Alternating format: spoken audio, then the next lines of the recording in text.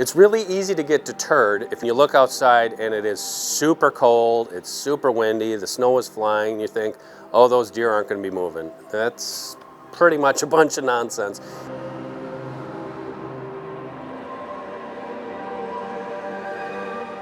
What type of energy do you need to stay warm on a hunt like that? And what are the deer going to use as their main food source?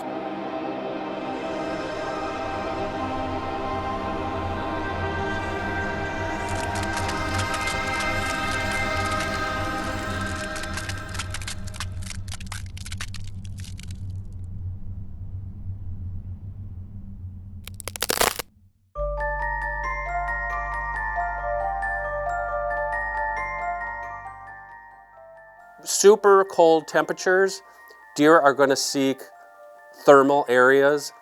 I call them microclimates. This could be a cedar swamp, it could be another coniferous swamp, it could be any type of wetlands area where the wind is broken. They can also get a good dose of sunshine if the sunshine is available. Areas where that temperature to you and me might not make a huge difference. And then they are near a food source. Now, if there's a lot of snow, deer tend to bed closer and closer and closer to that food source because they don't want to use and burn as many calories.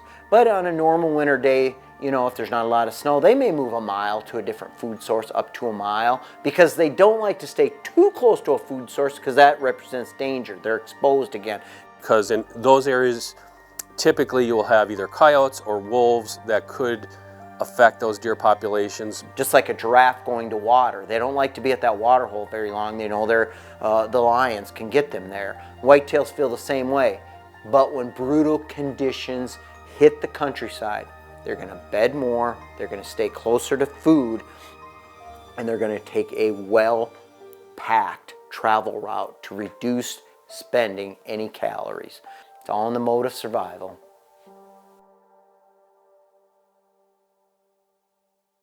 Deer and Deer Hunting TV is brought to you by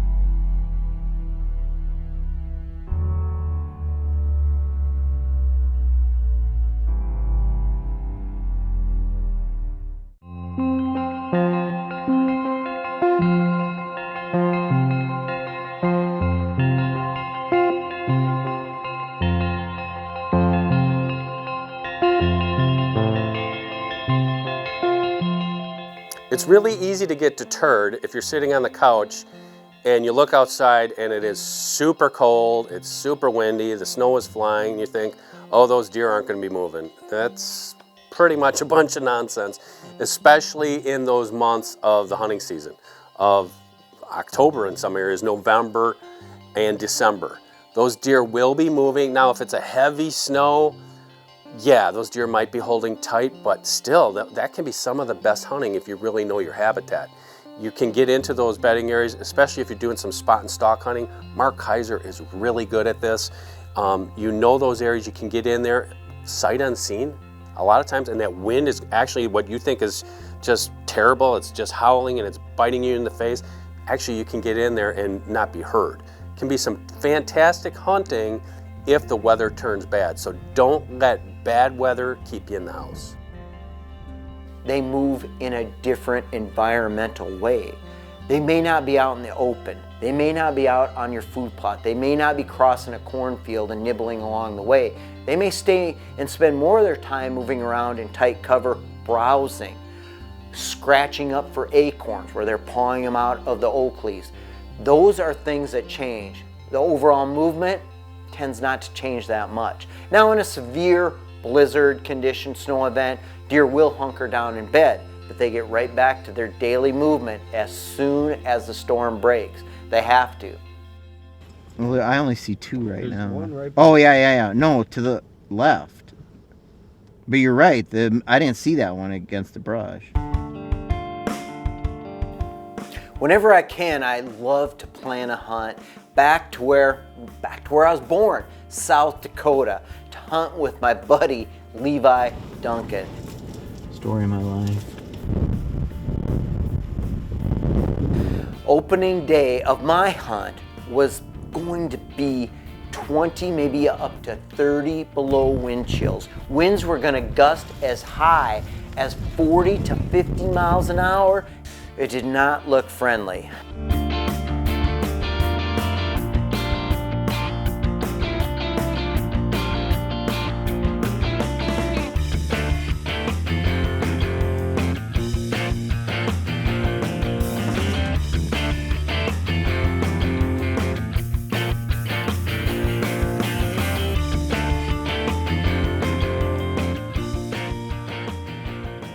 This deer is looking at something over here. Do you see this one? See, now look, he's looking again.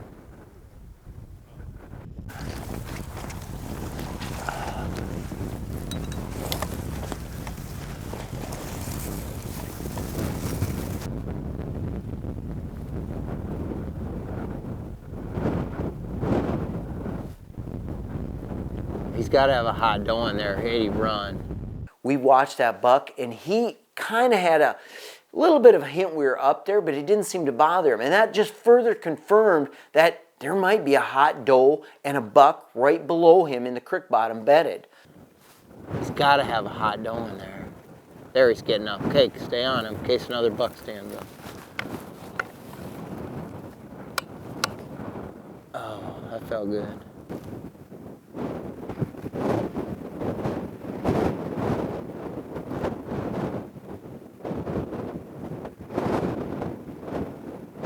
Nothing. No other buck, no other deer got up out of there. It was the weirdest thing, but I think that deer had found a little micro environment where it could stay warm, out of the wind, and the sun was just pulsating down on him, and he liked that spot, whether he was in danger or not.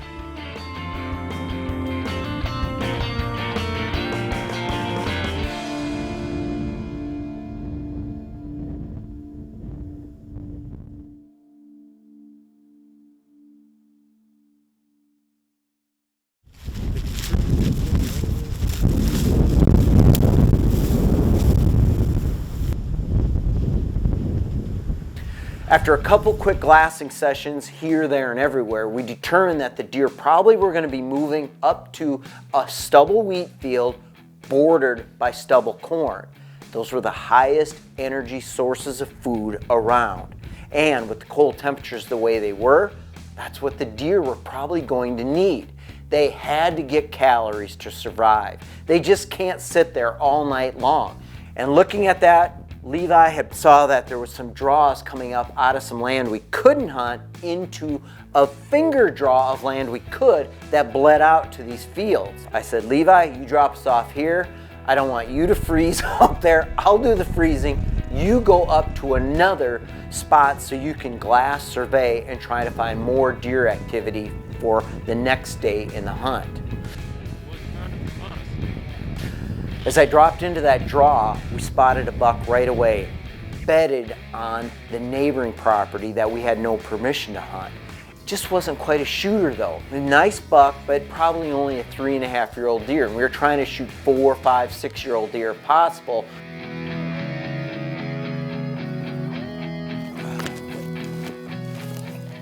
Out of the blue, here comes another buck out of a little corner coulee that I didn't even know had any cover in it. And this dude, he had some character. You know who that looks like? Doesn't it? That's that good 5-point. This buck here, he was one on the hit list, and he hopefully was going to come our way. That wasn't going to happen. He had smelled a doe that had went down a draw almost directly away from us, and he started that way into some thick brush and disappeared. The sun was setting, and I was beginning to think, well, you know what, we're seeing deer, no problem, we got more days to hunt. Even if this deer doesn't come out, it's not a big deal. Get back to the truck, warm up, it's a whole other day of hunting the next day. I was looking around, and all of a sudden, that deer emerged.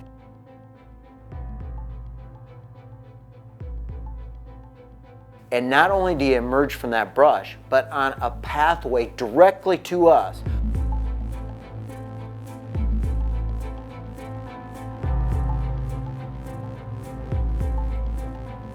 Now, this is where it gets weird, because you're gonna see the footage of this hunt, and this buck is in full view coming down the creek bottom, and you're thinking, why doesn't Mark shoot that buck? And the cameraman definitely was thinking, why doesn't Mark shoot that buck? I couldn't see the buck. All I could see was the rack. I could see his eyeball once in a while on the top. Because I was prone, I was trying to stay out of all that wind so my rifle wasn't rocking. And that buck was hugging the side of where I was. That combined with the taller grass, and that buck was walking right into the setting sun. Could a nightmare of any proportion be better scripted?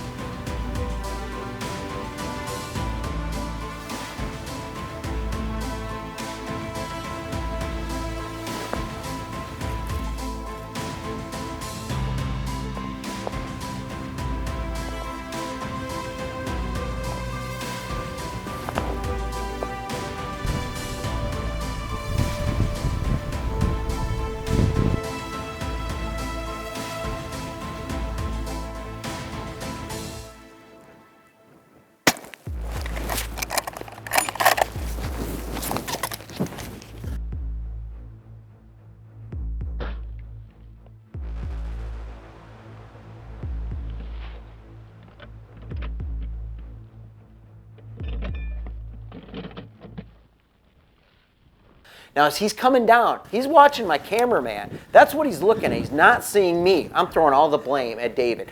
He saw that cameraman the whole way. But, you know, it's the rut. And in my mind, I've seen this played out a lot. So in my mind, I knew what he was thinking, that buck was. That object up there that looked lifelike was probably a bedded deer. Anyway, I gotta say a big thank you to David, who's freezing his hands back there. I'm froze. It's 20 to 30 below wind chills. We're in my home state of South Dakota. We just killed a nice buck baby. Huh?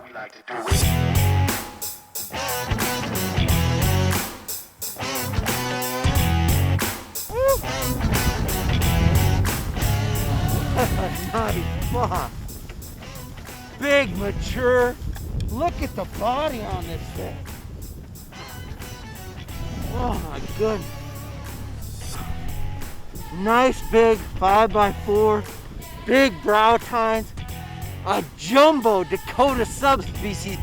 My buddy Levi, he's off scouting right now, but I just texted him. He should be back any minute, and I'm sure he'll be happy. We shot one of the target bucks that he scouted for us earlier this week.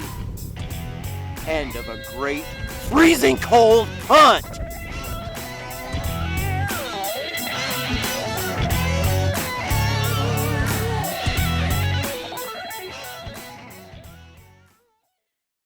Deer and Deer Hunting TV is brought to you by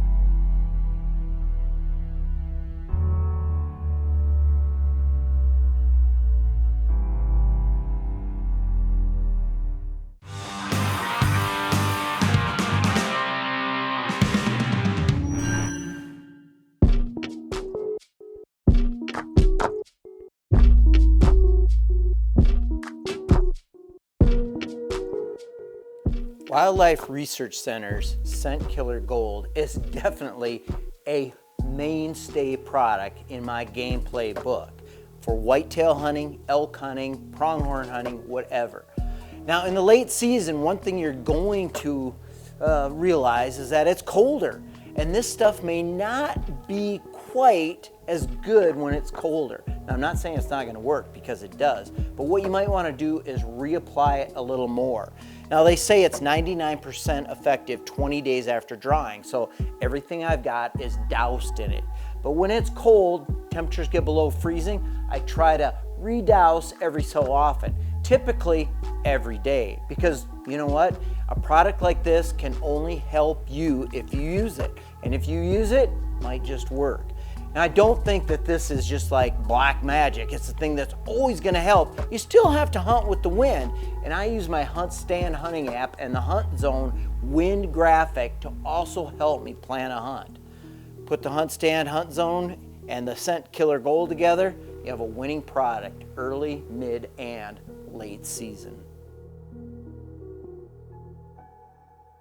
If there's anything I've mastered over the years is hunting small properties. That's the name of the game where I live, is hunting small properties. I could be talking 10 acres, 15, 20, 40 acres. That's a small property when you're hunting big deer.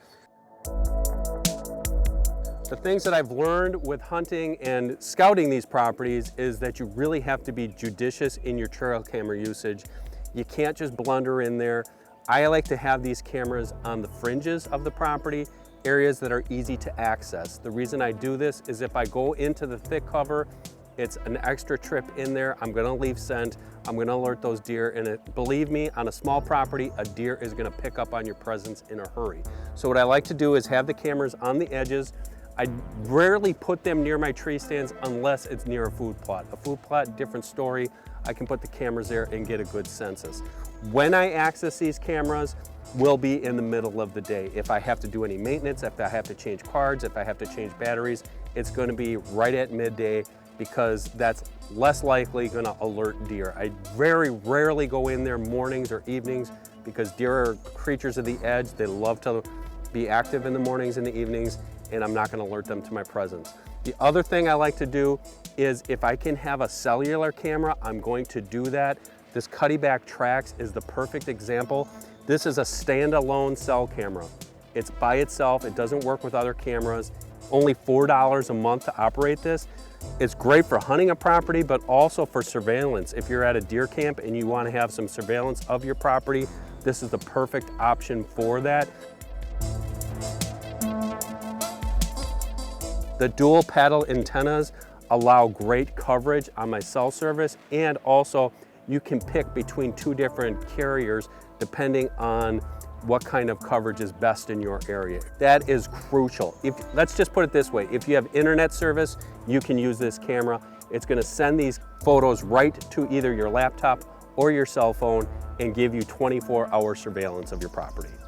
So if you're a small property owner, don't use this as an excuse that I can't hunt big deer, or use it as an excuse that I only have X amount of acres, so I have to get in there. Be judicious about this.